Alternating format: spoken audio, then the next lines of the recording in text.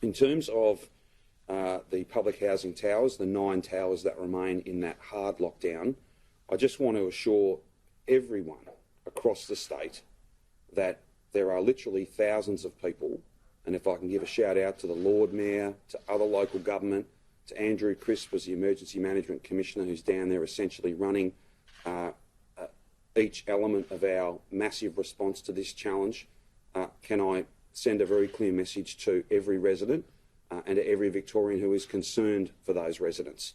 We all are. The strategy here is to complete the testing, and then, as soon as possible, once that testing is complete, to have those 9 towers move to the same footing that the rest of Melbourne will move to at 11:59 p.m. tomorrow night. A stay at home with 4 reasons to leave. Now, those who test positive, like any person who tests positive across the state, regardless of their postcode, regardless of their landlord and their close contacts, they would of course need to be treated differently. And we may have to put some very specialised and targeted supports and measures in to look after those people who test positive. This is not going to last a moment longer than it needs to keep those residents safe and to have what I know are very, very challenging measures, but they are proportionate to the risk when you consider, as we've said many, many times, the fact that so many people in those 9 towers are among some of the most vulnerable people in our Victorian community. Just finally, on those towers, can I indicate my thanks to everyone who has donated food, their time, all of our partners. They're all doing an amazing job as best they can. It's not easy, it's very challenging, and we do recommit ourselves every moment to doing even better and to meeting the needs of those residents. It is a very challenging environment. I want to make it clear that there are literally hundreds of staff, both clinical and support staff, currently going door to door in those tower blocks, testing, and the response from residents has been very positive, very strong, and we will get those samples off to the laboratory. We have dedicated capacity to get those tests done as quickly as possible, and I don't think other Victorians will mind priority being given to those samples, given that they're in the hardest lockdown that we've seen anywhere in our state. We'll be able to update you further tomorrow on the total number of tests that have been taken, but the early signs of that really intense phase, which has been the story of today, are very positive. Just finally, just before this press conference, I spoke with the Prime Minister and informed him of the decisions that I had made on the advice of the Chief Health Officer.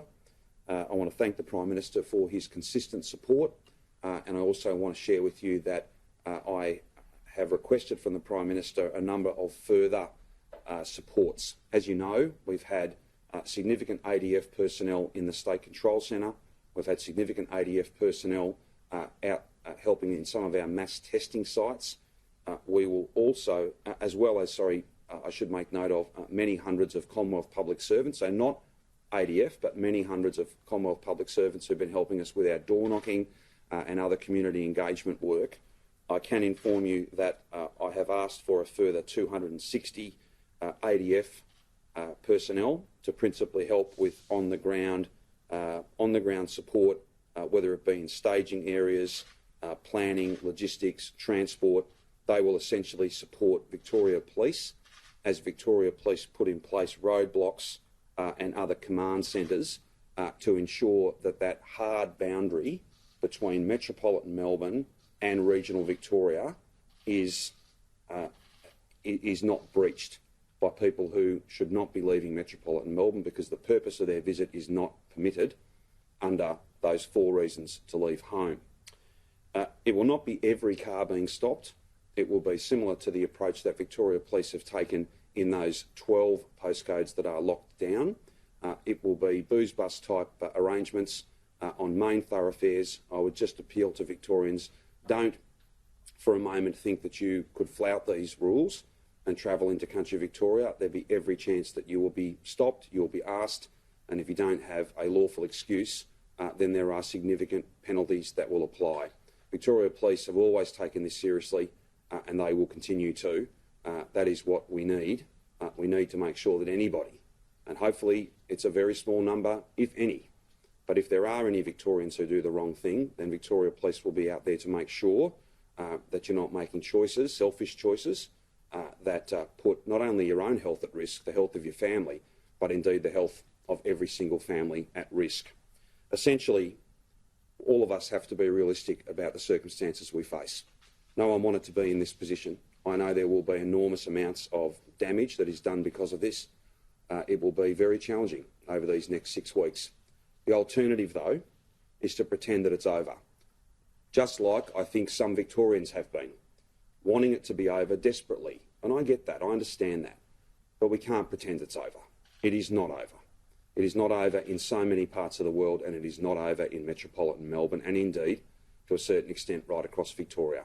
There's no change to the rules in regional Victoria, but there are still rules and they need to be followed. We will do everything we can to support business, to support anyone and everybody who is impacted by this. Of course, you've got the notes and the details, but stage 3, of course, means that those venues that had been cautiously opening up will have to go back to takeaway service only. Other businesses that had opened will have to close. I know and understand how significant that will be. I know and understand that there'll be a big job for us to continue providing support.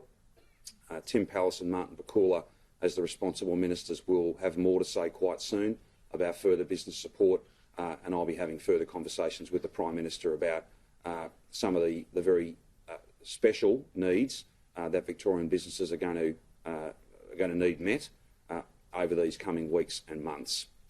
Again, every Victorian needs to understand this is not over.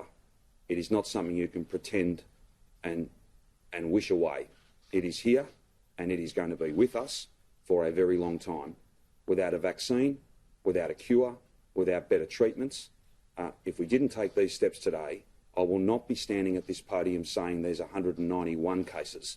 I'll be reporting hundreds and thousands more than that, and then it will get right away from us and we will have thousands of people in hospital, and we all know what that means. That means tragedy. We've already had 2 further Victorians pass away in the last 36 hours or so, and I again send my condolences to those families. We don't want to see any more of that. We don't want to see any more tragedy. And if these steps were not taken, and if we all don't start taking this a little more seriously than we have been, then we will see that. No one wants that today. No one wants that at any point. We can't just go back to normal, despite the fact we all want to. We have got to find a COVID normal. And that means you can't pick and choose which rules you follow. You can't let your frustration get the better of you. We've all got to do the right thing.